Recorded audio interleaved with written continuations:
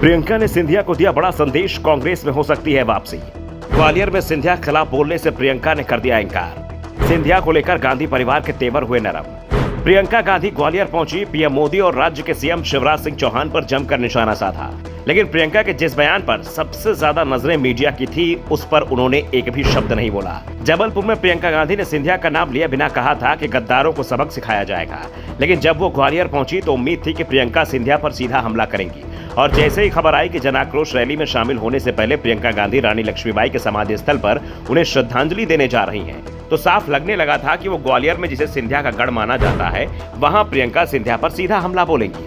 लेकिन सिंधिया को लेकर प्रियंका ने जो कहा, उससे कांग्रेस नेता ही चकित रह गए, क्योंकि उन्होंने सिंधिया खिलाफ कुछ भी कहने से मना कर दिया।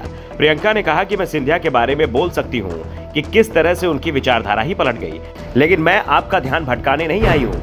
और इसके बाद पूरे रैली में प्रियंका ने एक बार भी सिंधिया का नाम नहीं लिया।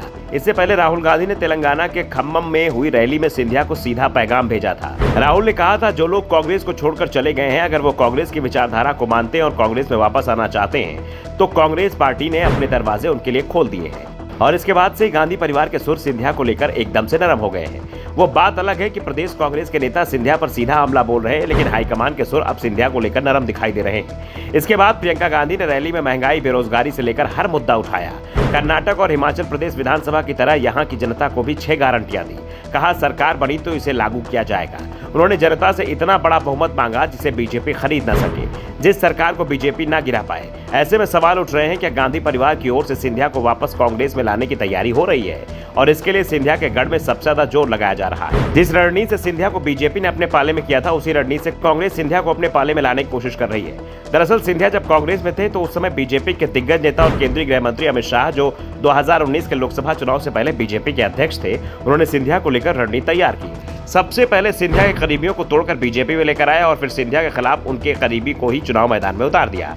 लोकसभा चुनाव में मोदी लहर और सिंधिया समर्थकों को बीजेपी के पाले में लाकर शाह ने सिंधिया को मात दे दी। सिंधिया अपनी ही सीट नहीं बचा पाए। इसके बाद उन्हें बीजेपी में लाने की कोशिश शुरू हुई और अब बीजेपी की ही रणनीति कांग्रेस अपना रही है। सबसे पहले सिंधिया करीबियों को वापस कांग्रेस के पाले में लाया जा रहा है। सिंधिया समर्थकों को कांग्रेस में लाना मुश्किल भी नहीं है, क्योंकि उनकी विचारधारा पहले से ही कांग्रेसी है। लंबा वक्त उन्होंने कांग्रेस में ही बिताया है, इसलिए कांग्रेस नेताओं के साथ उनके करीबी संबंध है। सिर्फ सिंधिया के दबाव और सत्ता के चलते वो बीजेपी में चले गए थे। सिंधिया समर्थकों को कांग्रेस में लाने के साथ ही कांग्रेस ने सिंधिया की घेराबंदी भी तेज कर दी है। साथ ही गांधी परिवार ने सिंधिया के पार्टी में वापसी का विकल्प भी दे दिया है। ऐसे में सवाल उठ रहे हैं, क्या गांधी परिवार सिंधिया को कांग्रेस में वापस लाने की तैयारी में है? क्यों ग्वालियर पहुंचकर भी प्रियंका गांधी ने सिंधिया पर सीधा हमला नहीं किया? राहुल गांधी भी सिंधिया को लेकर अब सख्त बयान देने से बच रहे हैं, तो सिंधिया के तेवर भी गांधी परिवार को लेकर कभी भी तीखे नहीं रहे हैं। बीजेपी में होने के चलते उन्हें पार्टी की नीतियों का पालन जरूर करना पड़ रहा है। Bureau report, Dhanodarpan news.